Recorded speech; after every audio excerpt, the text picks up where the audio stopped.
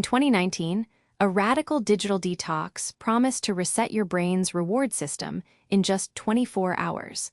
But does the science behind dopamine fasting hold up, or is it just another Silicon Valley fad? In 2019, a term born in the fever swamps of tech culture went viral, promising a cure for the modern malaise of distraction, anxiety, and compulsive scrolling.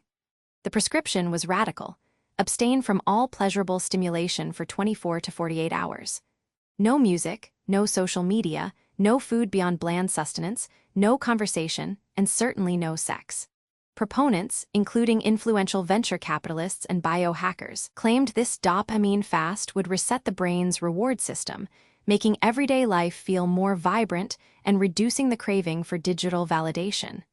It was an alluring narrative, a simple, dramatic solution for a complex problem. But does the science support the hype? To understand why dopamine fasting is largely a myth, we must first understand what dopamine actually does. The popular narrative, that dopamine is the pleasure molecule, is a gross oversimplification. Dr. Kent Berridge, a leading neuroscientist at the University of Michigan, has spent decades refining our understanding of dopamine. His research demonstrates that dopamine is more accurately the molecule of wanting or incentive salience, not liking. In elegant experiments, rats with depleted dopamine systems could still display facial expressions of pleasure when given sugar, but they stopped working to obtain it. They lacked motivation.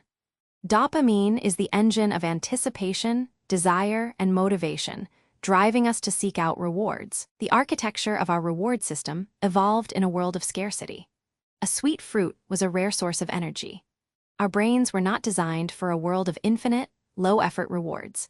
This is where the concept of supernormal stimuli becomes relevant, an exaggerated version of a natural reward that hijacks our instinctual drives.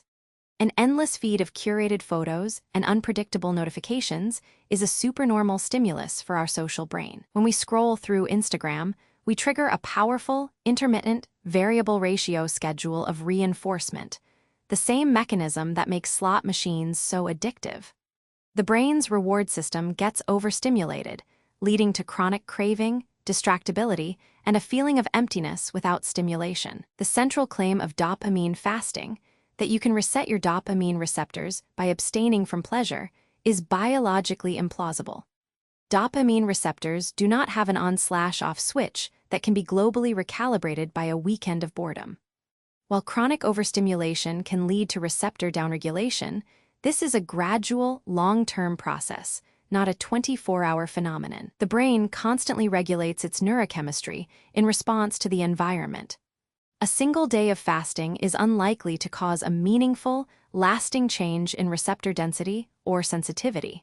Furthermore, the practice conflates different types of rewards. The dopamine system is activated by a walk in nature or a hug, not just vices. Despite the flawed neuroscience, the practice of a structured break from overstimulation can have significant psychological benefits.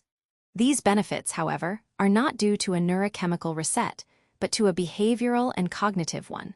When you put your phone in a drawer for 24 hours, you are not lowering your dopamine set point. You are breaking the habit loop, interrupting the automatic cue-routine reward cycle that drives compulsive checking. You are also creating space for mindfulness, allowing boredom to surface, which, paradoxically, can spark creativity. And you are reclaiming agency, proving to yourself that you can resist the pull of digital distractions. Dr. Cameron Seppa, the clinical psychologist who originally proposed the concept to Silicon Valley executives, never advocated for a complete sensory deprivation. His model, called dopamine detox, was a cognitive behavioral intervention focused on reducing engagement with specific, problematic stimuli, like social media, gaming, and gambling, to reduce impulsive behavior, not to alter brain chemistry. The key is intention and specificity, not blanket abstinence. Instead of a 24-hour fast, research suggests that setting boundaries, like designated phone-free hours or turning off notifications, can be more sustainable and effective. It's not about eliminating pleasure, but about cultivating a healthier relationship with it. So, dopamine fasting won't reset your brain chemistry, but it can reset your habits, and that might be even more powerful. If you found this valuable, share it with someone who needs a break.